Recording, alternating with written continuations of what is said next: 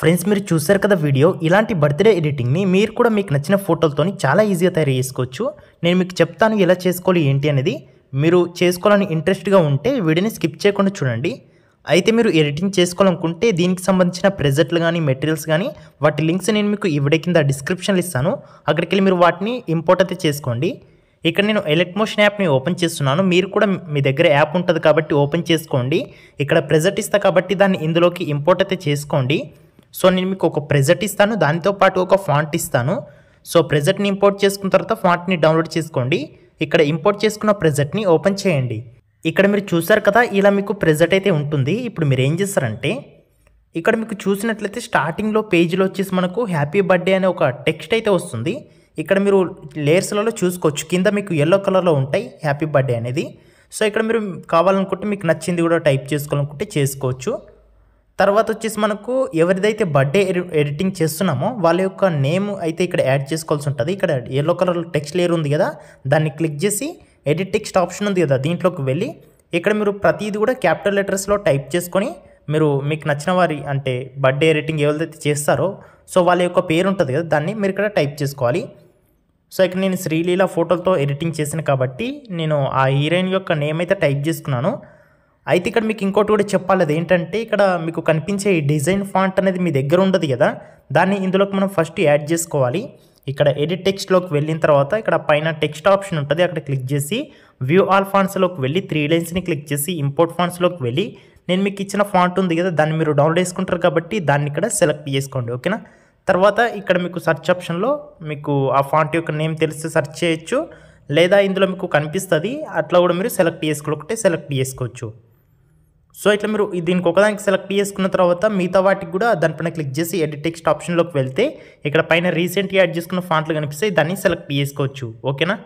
Okay, ఇక్కడ మనకి ఏంటంటే టెక్స్ట్ మొత్తం అయిపోయింది కదా, ఇప్పుడు మనకి ఇక్కడ 4 ఫోటోలు అయితే వస్తాయి. ఇక్కడ చూడండి, ఈ 4 ఫోటోల ప్లేస్లో మనకు నచ్చిన ఫోటోలని రీప్లేస్ చేసుకోవచ్చు, చాలా ఈజీ.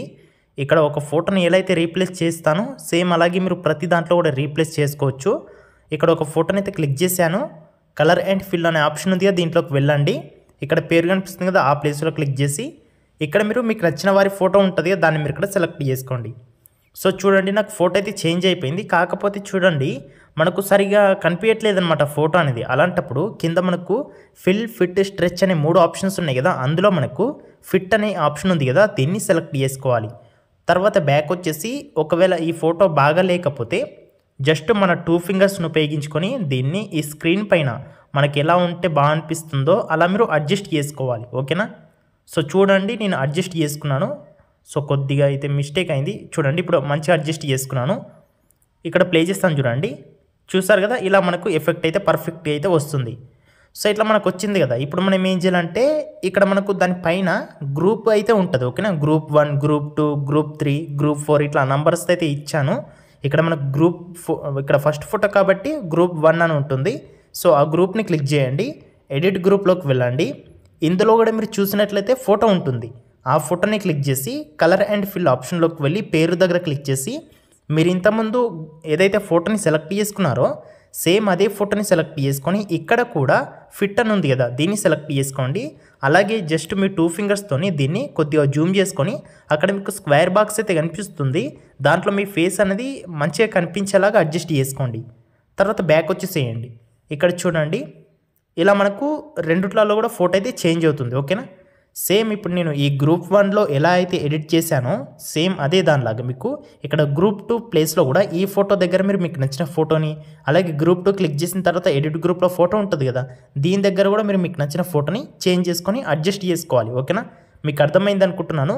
ఒకవేళ మీకు అర్థం కాకపోతే మీరు ఇక్కడ ఈ 2 ఫోటోలని చేంజ్ చేశాను కదా, ఇక్కడ గ్రూప్ 1 దగ్గర ఆ ఫోటోలని చేంజ్ చేసిన ప్రాసెస్ని మళ్ళీ ఒకసారి అబ్జర్వ్ చేయండి, మీకు చాలా ఈజీగా తెలుస్తుంది ఫోటోలు చేంజ్ చేసుకోవడం. ఓకేనా.